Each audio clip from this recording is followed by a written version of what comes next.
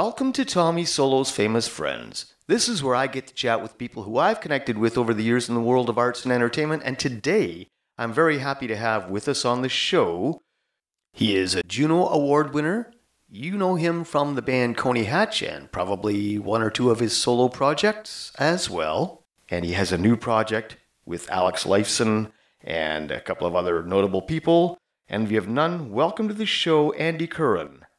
Tommy, thank you for the attention that you're going to spend on this thing for the next little bit. And listen, I got a chance to run down the list of all the people that have been on your show, so I'm honored that you asked me to be on. Happy to be here with you tonight. It is absolutely my pleasure. So, Andy, we all know about Coney Hatch, and I got to tell you, that guitar solo in Monkey Bars, Steve Shelsky, my hat's off to him. Man, that's some crazy acrobatic stuff. And now you have a new project with Alex Lifeson of Rush fame, Alfio Annibellini and Maya Wynn. And that is quite a departure. But before we get into all that, sure. What inspired you to get into playing music in the first place, Andy? Well, Tommy, I've had music around me with my family since I can remember. My grandpa, Joe Curran, was a professional musician back in England. My parents are born and raised there. So my grandfather, Joe, was a trumpet player, musician all his life. He was actually on some of the very first BBC recordings from Alexandra Palace. So as long as I can remember, there was music around me. My dad played a little bit of piano and a little bit of what I like to call sort of fireside guitar, strumming. And I'm from a family of 6 kids, 4 boys and 2 girls. So it was my older sisters and brothers were really into music. I think the earliest instrument I can remember playing is tennis racket. So my sisters would have their like 45 records going and dress up with go-go boots and stuff. And my brothers and I would play tennis rackets and put on little shows for our parents, right? But I think so just being surrounded by music, and my brother Mike and my 2 sisters, playing a lot of Monkees and Beatles and stuff in the British Invasion with Dave Clark 5 and everything. I was a really young kid. I remember all of that. But my older brother Mike specifically got me into some really amazing music. I'd never heard the likes of Frank Zappa or Johnny Winter or Slade. These were early bands, the Tubes. He was always playing stuff in his bedroom. I was really, really interested in it. But I do think that the turning point was when I went to see Edgar Winter at Maple Leaf Gardens, and it was on the Shock Treatment tour. And I'd already purchased the 45 of Frankenstein, and I was a big fan of the Edgar Winter band. But man, when I went to that show, I think I was just mesmerized, and remember being in the audience going, I got to do that. That's what I want to do. And ironically, a very unknown band opened that night by the name of Bad Company. So I got to see Paul Rogers and company open up that show. Immediately went out and bought their record. But Tommy, that was a big one for me, man. Like literally a life-changing moment. No kidding. And in recent years, I've started covering Frankenstein with my band, and it just still blows people away to this day. So yeah, we had a lot of awesome influences back in the day. Now, Coney Hatch, how did that happen? Well, I mean, you're a musician yourself, so you go through these sort of what I call, they're more like social interactions with people when you find out that they're guitar players or drummers or whatever. And I had been given a bass guitar for my birthday from my sister's boyfriend with the promise that I would never sell it. And I still have that bass guitar to this day. It's a Hofner Beetle bass. It's a 1967 Hofner Beetle bass.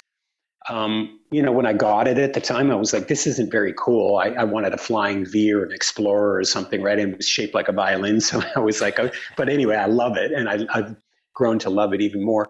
So, have bass will travel. I started telling some of my friends at high school that I played bass. And next thing you know, I'm jamming on weekends and in church basements and just like what I'd call little cover bands, and playing just literally in church basements. We rented out a movie theater in Mississauga and played for some friends. So I got the bug early on to want to play live. And one of the guitar players that I ran into early on, who was a big Johnny Winter fan, his name is Tim Broyd. And I ended up playing with Tim And, that was sort of when we started talking about putting a band together. And we, from an ad in the Toronto Star, I think it was, we found a guitar player by the name of Paul Van Mortel and Dave Ketchum, who was the original drummer of Coney Hatch. And it was Paul Van Mortel who said, we should get into the studio and write originals. And I had no idea what he was talking about, Tommy. I was just interested in covering bands and doing, playing in sort of what we would call the cover bands.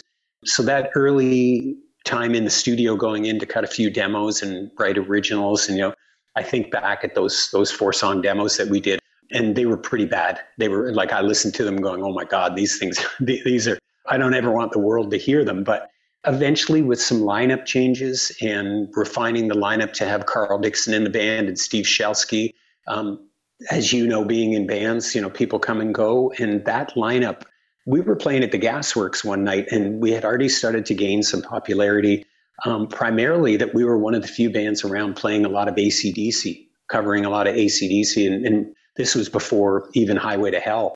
So we would pack the Young Station, and we would pack the Gasworks and a few places like that. And one night we were playing at the Gasworks, and I looked and I could see this guy at the table writing some stuff in a pad. And I thought, oh my God, somebody's come out to do a story on us and cover us. And I went out after our first set and introduced myself to him. And I asked him if he was a journalist and if he worked for a newspaper or something like that. And he said, no, I'm actually working on lyrics. And I really like you guys. My name is Pi Dubois. And I work with the band called Max Webster. I don't know if you've ever heard of them. And I had, of course, being a kid in Toronto, it was unavoidable that if you hadn't heard of Max Webster, you were living under a rock. And he had told me that Kim had just departed Max and was looking for some projects to sink his teeth into. And he said, something tells me Kim would like you guys. And he said, I'm going to bring him out to see you guys. So a couple nights later, he brought Kim out. And that was the lightning strike moment for us. I'm convinced, Tommy, had that not happened, that there's a good chance we wouldn't have got our lucky break. And people talk about that in the music industry, the lightning strikes moment when you get your lucky break. And I've probably been hit by lightning, probably 10, 15 times now. No kidding. Pi Dubois, a real unsung lyrical genius. And I understand that Kim Mitchell did, in fact, produce your first album. That's correct. Yeah. Yep. So Kim ended up having a meeting with us saying, I think you guys got something and I'd like to take you into the studio. We'll do 4 songs and maybe we should shop it to some record companies. I know some guys. And we were completely broke at that time. God, I think if I was making $50 a week, that was a good week for us back in the days. We call it the peanut butter days. But we spoke to my dad, and my dad lent us $2,500 and we signed a promissory note. If we ever, quote unquote, made it big, that we would pay my dad back. And so that's what happened. Kim took that demo around to Capitol Records, played it for Dean Cameron. Dean wanted to sign us. He also played it for Ray Daniels, and Ray Daniels not only wanted to sign it to Anthem Records, but he also wanted to manage us. So we kind of thought at that time, wow, we could get, hit 2 birds with 1 stone here. So we decided to sign with Anthem Records. And along with that came having one of the biggest managers in the world represent us. And our life changed instantly. We went from playing the new Shamrock and the Nob Hill in the Young Station. The next thing you know, we're out opening up for Ted Nugent and Cheap Trick and touring with, Judas Priest on their Screaming for Vengeance tour. So that was quite a rocket ride. And it really did go from clubs to, I think we did one sort of what I would call hockey arena tour where we went out and did about 6 shows opening up for Trooper. And they were small little hockey arenas, community hockey arenas, just to kind of get us prepared for the upcoming tour with Judas Priest, which was at the height of their career. And we were playing to 19,000 people a night in front of them. So quite a rocket ride and a bit of a rude awakening if you're not ready for it. No kidding. Now, that would have been, 81, 82? Yeah, 82 was when it really started to take off. That's the beginning of the rocket ride. Yeah, so Coney Hatch released 3 relatively successful albums that spawned hits like Monkey Bars and Fantasy Girl. And then, as often happens with bands, things kind of blow up, whatever. And so the band kind of split up, if I'm not mistaken. And then Carl Dixon had a really bad car accident in, I think it was 2008. From what I understand, he had been in a coma, and when he was starting to recover, because you were at that point close friends for many years, you were trying to encourage him and support him, and you called him on the phone and you promised that if he was to recover, you guys would do a new album. Yeah, you're very close. There's a few little slight little details I should share with you. So you're right. Like, when you're in a band with these guys for that long, you form a bit of a brotherhood. And despite the breakup, we never had the nasty falling out, Tommy. We were still all remained friends. And I went on to do my solo record, and which I call the No Tattoos record, and was lucky enough to get nominated for a couple Juno Awards and win one. And by the time, 2008 had rolled around, I had already had a band called Caramel that was signed to Geffen. And so, I was doing fine on my own, and but still, every now and then there was something that would always call me back to work with those guys. We would do a fundraiser, our very first fundraiser, for a very close friend of ours, Tony de la Hunt, that passed away. And he was born and raised in England. And so we did a fundraiser to help get Tony back to the UK so that they could bury him in his homeland. And there was all these little things every now and then. And mostly they were fundraisers. People would say, do you think, Andy, you'd put the Coney Hatch back together for a couple shows? So as you said, around 2008, Carl was busy doing his own solo career, and he went to do some recording in Australia. And while he was there, he did a very late night session. And as the story that he tells me, as you could probably attest to, Tommy, being a musician, sometimes you come out of the studio at 2 or 3 in the morning, and your eyeballs feel like they're going to fall out, and you just jump into your car and you're an autopilot, and then you drive home. Well, he kind of forgot that he was in Australia, jumped in the car, went out on the road, and didn't realize he was on the wrong side of the road, thinking he was still in North America, dazed and confused. And around the corner came a car, head-on collision, and Carl was airlifted with very little hope that he would survive. He had so many injuries. The coma that he was in was an induced coma because they didn't want him to move. He had fractured he'd fractured his pelvis. He had a broken orbital bone. Like, the injury list is just like the $6 million man, Steve Austin, right? And so his family had called me during that time, and I heard about the accident, and they said the doctors are encouraging us to reach out to his friends and his family and just put the phone to his ear and see if, that can help his cognitive skills and just keep him, just help keep this guy alive. So there was no words exchanged when I called. I was just, Carl, this is your buddy Andy calling from Canada, dude. I think I said to him something like, we got a lot of rock and roll left in us. We got a lot of rocking to do. You need to get back here. You need to get healthy, and we need to go out and kick ass on the road some more. It wasn't so much the album. It was really just like, let's get back on stage again. And fast forward, when he flew home, when he was well enough to, after he'd recovered from his surgeries, plural, they wheeled him in on a wheelchair, and we all met him at a restaurant around the Toronto International Airport, and we had a little welcome home. And he looked at me and said, so let's talk about those shows. And I couldn't believe that he even remembered it, Tommy. So I was like, oh, damn, he remembered it. We're going to have to put together some shows. So the show that we ended up doing, we got invited to play the Hamilton, I think it was the Sound of Music Festival, or the Hamilton in Hamilton, Ontario. And we were opening up for Gord Downey's band. And it had been quite some time since Coney Hatch had played. And we couldn't believe the amount of people that showed up and the reception that night. And that kind of fueled this little underground movement that we were back together again. And subsequently, I ended up getting a phone call from Frontier Records in Italy asking if we would record a new album with them. And I said, well, we don't have any new material. We're just sort of like weekend warriors, and we're just resting on our laurels and playing songs from our 3 records. And they said, well, we'll finance a new record. So that's what fueled Coney Hatch 4. And it was really all out of the ashes of Carl's accident. There's nothing that can inspire more than a major life event like that. Yeah, certainly the brotherhood became even stronger because you realize, man, I could possibly lose one of my oldest friends on this, right? Carl and I, it's no secret, we had quite an up and down roller coaster ride, lots of competitions, sometimes healthy, sometimes not, but we always remained friends. And, one thing that I did for Carl, his accident and his recovery was so daunting that I ended up putting together a little fundraiser at the Phoenix Concert Theater. So I called my pals in Killer Dwarves.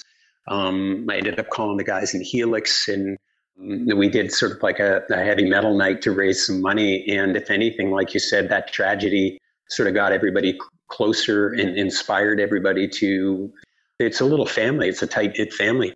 So, and I would say too, Tommy, like the one thing, I think that life-changing experience with Carl made him a different guy. He was much more humble, much more appreciative, far less confrontational. He was a different guy after that accident, and thankfully could still play and sing. You know, his vocals are, that guy could sing a phone book and it would sound good, you know?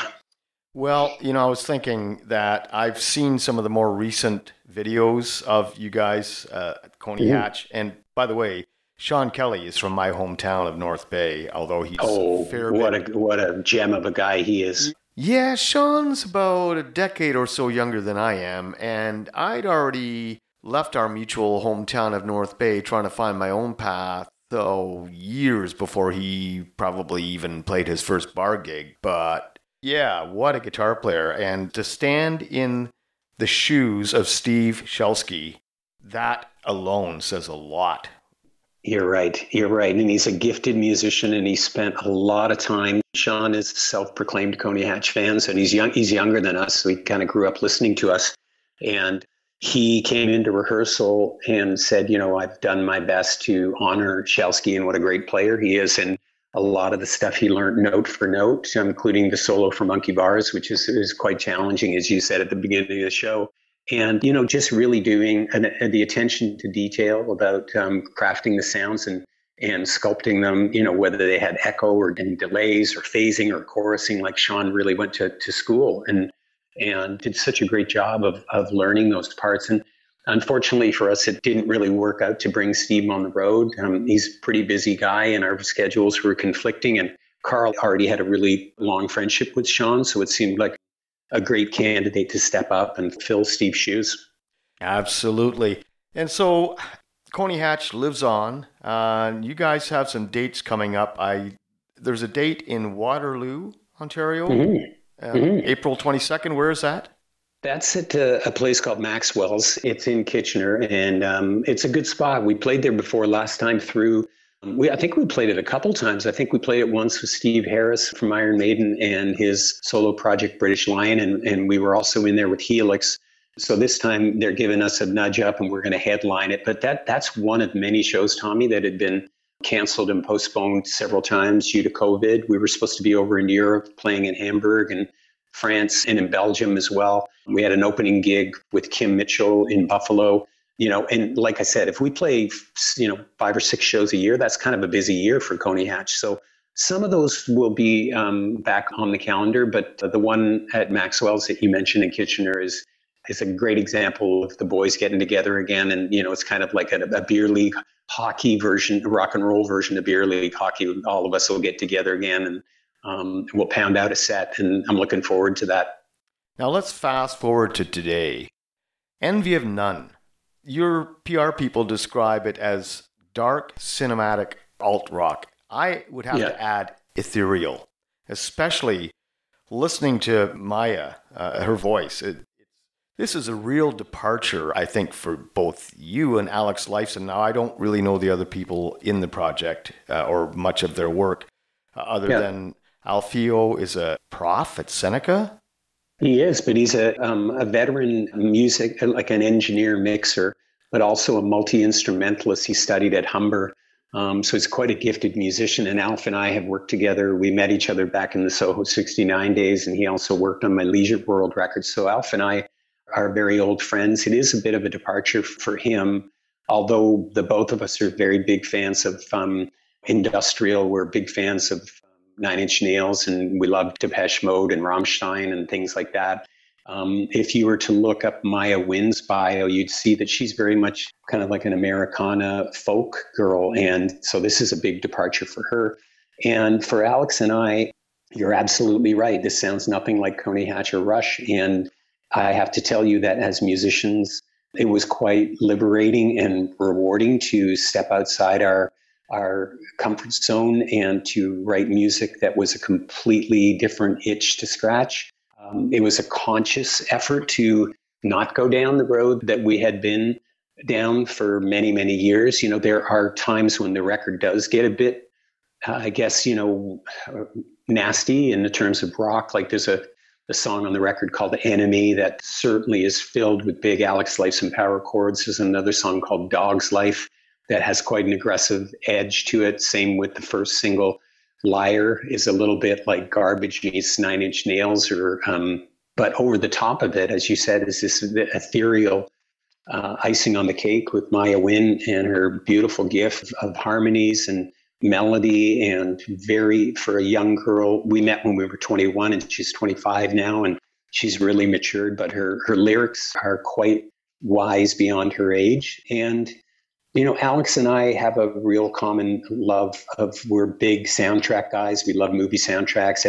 You think about some well-known musicians, everybody from Trevor Rabin to Mark Mothersbaugh from Devo. These are guys who have, even Stuart Copeland, who sort of, carved a different career for themselves writing music for film and television. And it's been a big interest of mine and Alex's for quite some time. We actually just wrote a bunch of music for Amazon for a series called All or Nothing about the Toronto Maple Leafs. So this was a nice departure for us. And you're a musician, so it's sometimes like boring is the wrong word, but you don't just want to keep covering the same territory.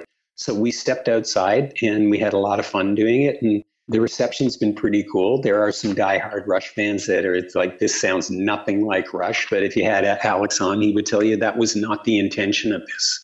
This is not a Rush record. It's not a Coney record. It's a completely different project, a completely different beast. Andy, I had a conversation just the other day with a drummer friend of mine who plays in a really good cover band. And I said, I used to really love the Beatles. But 50 years later, how many times do I have to sing, I Want to Hold Your Hand? And at our age, I think sometimes you just have to break out and break away and do something different, and I gather that's kind of, you guys were scratching an itch that hadn't been scratched before, and you're all multi-talented artists, no doubt about it. But this is certainly a different project than what I would have expected from either Andy Curran or Alex Lifeson. Now, how did you and Alex connect? Was it through management? Well, we were label mates dating back as far as 82. When Coney Hatch signed, we were with Rush's management and on Anthem Records. Not a lot of interaction back then. I think we went to a couple of Rush shows. I mentioned to you, Tommy, as a kid growing up in Mississauga, but being, able to go see bands down on Yonge Street and everything, Rush was a big highlight, going to see those guys New Year's Eve and everything. So as a fan, I was quite intimidated as a young guy meeting them a few times in the management office. But I struck up a friendship first with Geddy because we both play tennis. And then there was some social things, every year we would have an Anthem Christmas party or New Year's Eve party, and I would see those guys around. It was just very casual. And it wasn't until the Roll the Bones, where I had my solo record out, well, I like to call it the No Tattoos record, and I was invited out to open for Rush on the Canadian leg of the Roll the Bones tour. Showed up in Hamilton, there was a bottle of champagne and a note, Andy, welcome to the tour. Just the classiest guys in the world, and the friendship went to a different level there, Tommy. And then when I eventually sort of went over what I like to say the period of me going over to the dark side and joining Anthem Records as their A&R guy and working with the management company SRO, that was sort of like early 2000s, maybe 2004 or 5 or something like that. I can't remember. So quite some time ago. But then immediately they embraced me. And next thing you know, I was out on the road with them and part of their management team and helping them find producers and mixers and everything. So the friendship level really went to a totally different level at that point that I wasn't expecting. But I will tell you, at no time did I ever talk to Alex or Geddy or Neil about doing anything creative or writing music together. I was very much just the label guy and part of the management company. And, we were representing Big Rec and Tea Party and Stephen Page, and same thing went with them. I stuck to my lane. And it wasn't until after Rush stopped playing when Neil got ill, that I got a call from Alex asking if I would play bass on a couple of his demos, which I was, completely honored to get that call, and jokingly said to him, "Don't you know any other bass players? I thought you had a guy named GL on speed dial, But so that's kind of turned into, hey, would you do this for a favor for me, Andy? And that was where the line was crossed, Tommy, where it went from sort of working together to actually collaborating together. We did a project for Anthem Records for the Trailer Park Boys soundtrack, and we put together this little band called the Big Dirty Band. And Bubbles, Mike Smith, had a song called Liquor and Whores, a nice little love song. Yeah. And I played bass on that. And so I'm an honorary shit rocker. The band was called Bubbles and the Shit Rockers, and it was me and Alex Lifeson, and I think Tom Wilson from Junk House was on that. I can't remember who played drums, but that was really when the dynamics sort of just started to change. And Alex and I started, just collaborating on musical ideas. Never in a million years did I ever think it would go there, Well, it did. It did, and it's happening. And the first single, Liar, is out now from Envy of None. The album drops, is it April 8th? The album drops April the 8th. And actually, Tommy, a couple of weeks ago, we dropped a second song called Look Inside. So we thought it would be cool to drop a couple little tasters before people got hit over the head with the full record. So yeah, we got to, if you were to go to envyofnone.com, you could listen to the two songs up there. We did a music video with Maya for the second song. And you're right, April 8th, the bird leaves the nest with our 11 little children, those songs that we crafted. So we're getting some good early feedback on it, but it really is a project. Like we didn't set out to form a band. It was 4 musicians collaborating that really were having a good time. And so what the future holds, I don't know. There's a big question mark on whether we'll play any shows live. It's kind of like, let's see what happens. Alex is in no hurry to go out on the road. At this stage of my career, I definitely am not into doing any grinder tours. But if there was like a half a dozen shows or some notable spots on a festival date or something, I think we would seriously look at it. Well, before you, there was Klaatu. And they were Yes. were amazing studio guys. And they didn't play any live shows for years. In fact, they didn't tour their first 2 or 3 albums. Now, I've talked to both Terry Draper and Dee Long a few times. And Terry, I talked to Terry a while ago when I thought that COVID was going to be soon over and done with. And yeah, it's not yet. But so I had this Rounding the Corner series, and I said, so do you have any plans of going out and playing any live shows? He said, Yep. No, absolutely not. He says, because, you can't get a band. He says, guys don't practice, and it's embarrassing. And he says, and I can't say, can I get some more auto-tune in my monitor? Tommy, as a musician, it is quite an ordeal to get the right personalities together that will actually get along on the road. And then you have to do the record justice and you have to represent it. And you got to go back and go, how did I create that sound in the studio? Can I pull it off live? And there's a lot of soundscaping and big textures on this Envy of None record. So it would be challenging to pull it off, but at the same time, probably pretty exciting too, to try to do it. Absolutely. And who knows, if this thing becomes viral and whatever, then maybe we'll see that tour. Listen, this has been great fun. I've had a really good time talking to you here, Andy. I want to thank you for taking the time out of your very busy schedule to do this with me. And until next time, cheers. Cheers, Tommy. Thank you for having me on, buddy. And you take care of yourself. Well, what a consummate gentleman and professional Andy Curran is. That sure was fun for me, I gotta tell you. Now, Andy has been up and down and around the block on this crazy winding road called the music business so many times since the 80s, and yet here he goes around the bend one more time up the road with Envy of None. Now here, for your listening enjoyment, is their single, Look Inside. Enjoy. And hey, don't forget, April 8th, the album Envy of None drops wherever you can find great music.